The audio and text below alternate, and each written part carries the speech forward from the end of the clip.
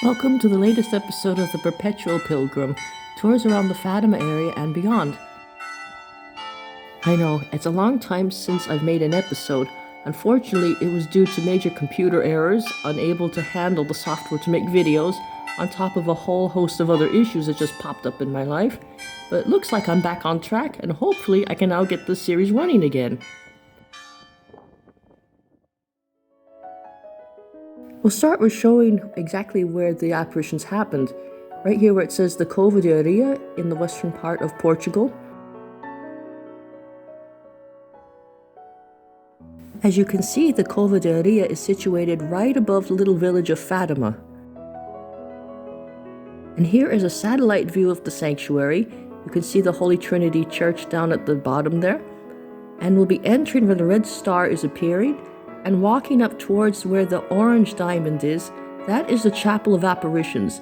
That is exactly where Our Lady appeared on the 13th of each month from May to October in 1917. So I'll just be giving a nice walk around tour of the shrine, and also up near the Holy Rosary Basilica as well, just to give you a view of the place. As you know, I like to keep my videos simple, just so people can get an idea of what the place looks like, how it feels. And here we go. We're heading towards the Holy Trinity Church. I'm trying my best to be careful because we've just entered a plaza part that is paved with the Portuguese cobblestones, the famous calzada.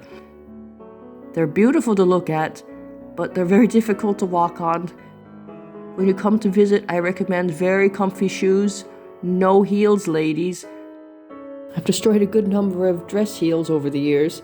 No more. Tennis shoes or good walking boots. And here is the bronze statue of Pope Paul VI outside the Holy Trinity Church.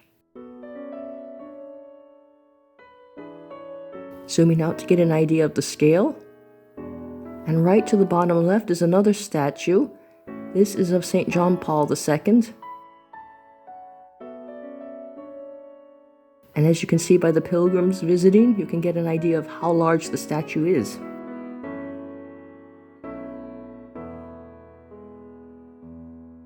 Now here's the south view of the sanctuary, heading towards the east, a little bit further towards the northeast. Here we can see the Holy Rosary Basilica in the background, and in the foreground, well, the middle foreground, is the Chapel of Apparitions. Here's a still view so you can get a better view without me shaking you around.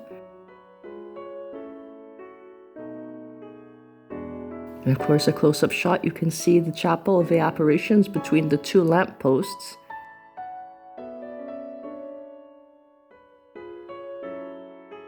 And of course, back to my shaky tour, but doing a nice gentle walk towards the area where you can buy your candles for the procession and also to offer at the shrine. You can see that building in the center, the two windows underneath the trees. That's the visitor center. So if you wish to find out more information or mass times, that's one of the places to go. And here's a close-up of the candle stand, which is to the left of that building. And of course, it's a word of honor thing. The candles are all left out and the prices are listed, and it's upon your honor to give the right donation.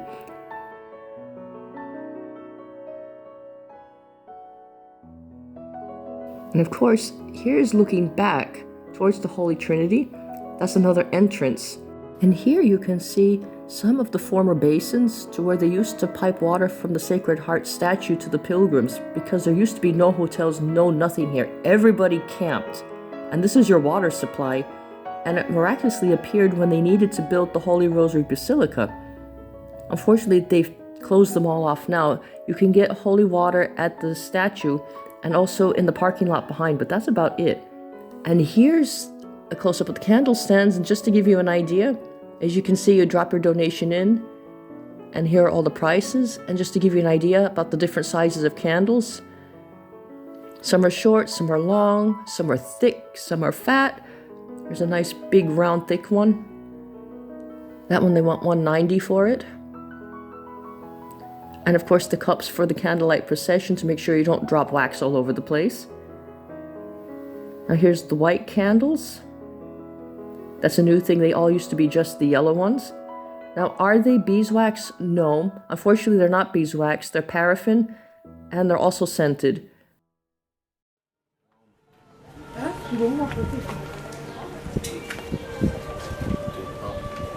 And so just giving another view of the candle stand. Now there's the visitor center. And of course, I'm giving you a walk around. We're heading now to where the Chapel of Apparitions is.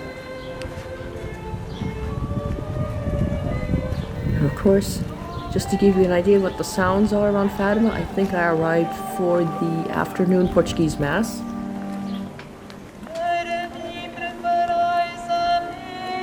So here are some of the sounds of Fatima.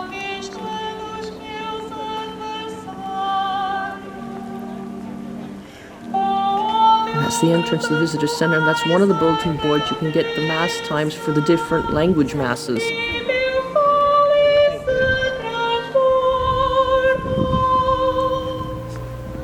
And here where the barriers are, you can see where the candle offerings are placed.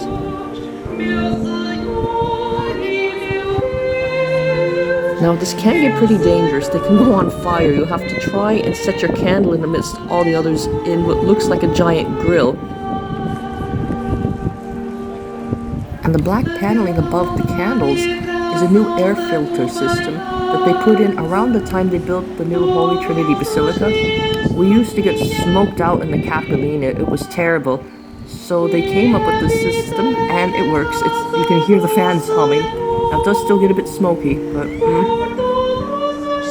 And back there is where you bring your votive offerings, the different wax figurines, usually for a promise received from Our Lady.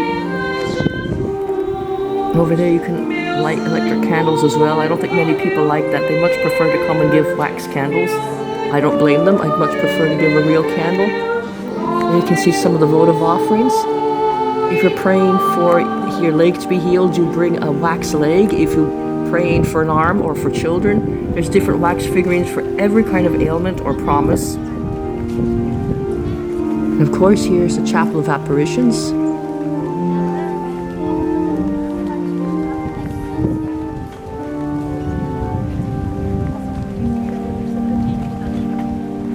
So I'm trying to get around the barriers here. And of course not bump into any pilgrims.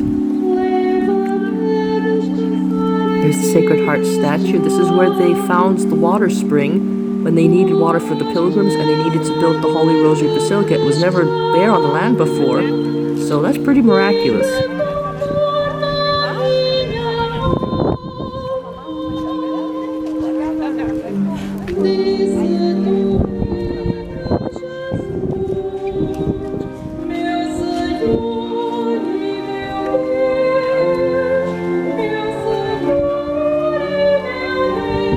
Here you can see the famous statue of Our Lady.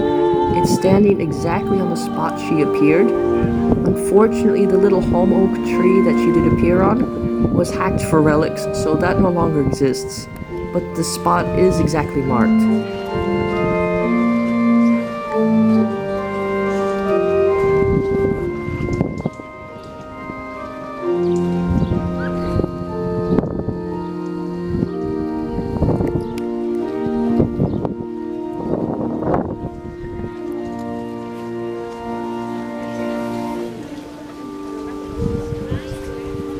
Of course, I've come at the end of Mass.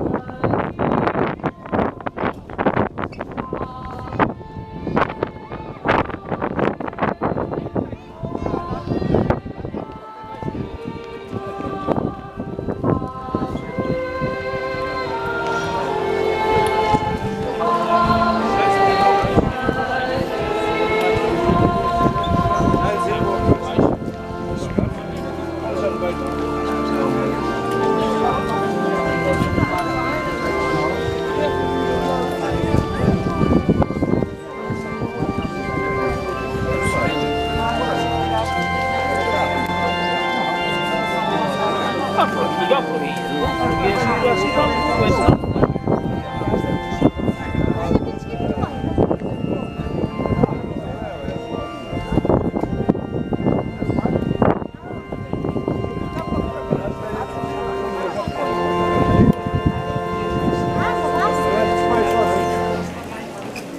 course, here's a close-up view of the statue of Our Lady. And they have the special banner out with the 12 stars because we're coming close to the 13th of the month at the time, I believe. I think this was taken, I believe, the 3rd of July. So they usually put that up about a week or so. And here is another shot, of course, of the Capilina. Now, if you're wondering what the space is around the Capilina, that is where people finish the penitential path on their knees saying the rosary around the Capilina. It's very much like the Irish tradition of saying the rosary around the Chapel of Apparitions in Knock. And of course, here's a side view of the Capilina looking back into the sanctuary towards the Holy Trinity Basilica. I personally like this side because people congregate on the other side first, and it's actually hot over there. Here's a little bit more cool and less crowded. And of course, here's the lovely tile work you see on the side, famous Portuguese azulejos tiles. And of course, they're traditionally blue in honor of the lovely blue sky that they have. As you can see in this video, it turned out to be a gorgeous day. And of course, here's a view back towards the Holy Trinity Basilica. And if you're wondering what that white pathway is, that's known as the penitential path. And you'll see people doing the rosary on their knees towards the Capilina. And like I said, they go inside and they finish the rosary on their knees going around the Capilina. And of course, they don't allow that during Mass. So you'll see people on their knees outside the Capilina, on the outside area, finishing the rosary. The tradition of the penitential path began sometime in 1918 or 1919, perhaps as far as 1920, in around those 3 years. So after the major apparitions, what happened was Sister Lucia's mother still did not believe that she had seen Our Lady, even after the miracle of the sun, and the stress of her child possibly lying to her and causing all this furor made her very ill. At the point they thought she was dying. And poor Sister Lucia, at the time, she was just a child, and she thought all of this was causing her mother's illness and possibly her death. So her sisters demanded she go to the Holm Oak, and if this is truly Our Lady, go beg that she be cured, and we'll do whatever the lady asks. So that's exactly what Sister Lucia did, and she made the further promise if her mother was cured, she'd come back and do the whole rosary on her knees from the back road all the way up. Now, I'll have to give the full story on that in another video, and also show what the path length used to be, because now they've cut it in half. It's no longer the same length. So that'll be a video for another time. So continuing the video, I'm now giving another view again, and here you'll see the Sacred Heart statue. This is where they found the spring when they needed to give water to the pilgrims and also build the basilica. This is a very arid land, and there was nothing here. If you saw the photos from the old days to where after the time of the apparitions, the pilgrims literally had nowhere to stay. It was a dirt field and no water, and they wondered what were they going to do? How are they going to bring water to this area when the spring bubbled up? So it's miraculous. Our Lady provided. And of course, they used to pipe it around the whole sanctuary area, but like I've showed, the basins, now they've stopped them because it's no longer necessary. But you'll still find some spigots in the back parking lot. And of course, the 4 that are around the Sacred Heart here. I'm giving a lovely close-up still of the Sacred Heart. They've re-gilt the statue. It's absolutely beautiful. And of course, the bell tower of the Holy Rosary Basilica in the background. Here again, here's one of the 4 basins that are around the Sacred Heart statue. And of course, the front view of the Holy Rosary Basilica. Now, I won't walk everyone all the way up the stairs like I normally do on these walking tours.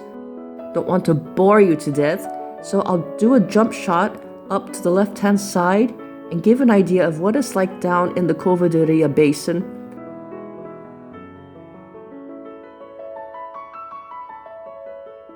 As you can see, looking back down into the Covadoria. And of course, here's a still of the Chapel of Apparitions. And if you're wondering what that tree is with the hedge around it, that's where the 3 children would wait for Our Lady to appear on the 13th of each month. They'd sit there and they'd wait for her. And of course, here's the new outdoor altar that they built for the 100th anniversary. They've completed it sometime, or started at least around 2017. Finished it around that time. And here, of course, now here's something interesting, at least for the musicians out there. This is where the choir for the outdoor masses sing.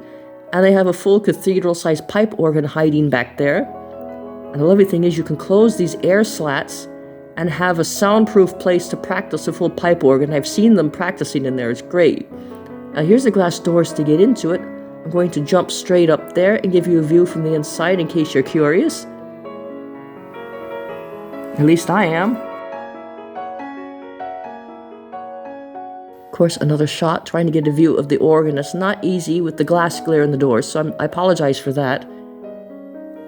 And of course, this is what the choir looks out on. You can see they look out over the sanctuary.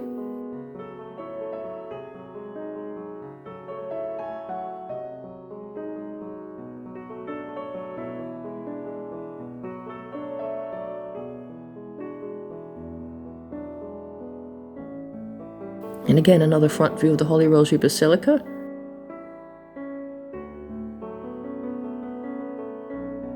And of course, the tower has a carillon which has 80 bells in it. It's an instrument that's played by hand, like a keyboard, but you kind of have to beat it with your fists, but you can play melodies on it. Now, they do have organ concerts at the Sanctuary Plaza, and of course, they did have a carillon concert. I heard it once. Unfortunately, I don't know how often they do that. It must be difficult finding a musician who knows how to play it. Of course, the front entrance, and we'll have a close-up shot of the beautiful mosaic that was donated by the Vatican workshops featuring the coronation of Our Lady by the Blessed Trinity. It's a beautiful piece.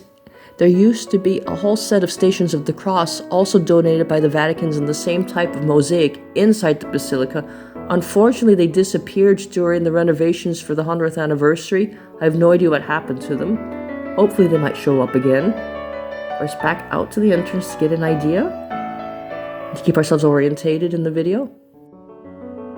And of course, here's a close-up of the beautiful statue of Our Lady of the Immaculate Heart holding the rosary. And the priest who carved this actually followed Sister Lucia's directions on how Our Lady looked. So, this is supposed to be an accurate depiction, or as much as accurate as a human can be depicting Our Lady. Of course, the beautiful bell tower again. And of course, you can get an idea of the scale with the people. Now, don't be alarmed here. In order to get a pan shot back down to the sanctuary area, I had to do a reverse clip. No, they're not possessed. It's just a reverse clip. Here you can see the colonnade where the Stations of the Cross are. And of course, the back view of the outdoor altar. And that white square is the sacristy area, I believe. And on this side is a beautiful garden section with the statues of Saints Jacinta and Francisco. And of course, a front view. I'll be gently turning the view so you get an idea of what this area looks like. And of course, if you're wondering what the doors are under there, that's where the old confessionals used to be under the colonnade. They used to be so much smaller and hot, and everyone could hear because the glass panes between the confession booths was very thin. Right now, they've built a whole new confessional area by the Holy Trinity Church in the underground section. And I'm very grateful they did that because at least we have air conditioning and more space. And of course, lovely front view of the Holy Rosary Basilica with the colonnade, and underneath you could see some of the Stations of the Cross. And then from that spot, if we look back towards the Holy Trinity Basilica, this is the view from there.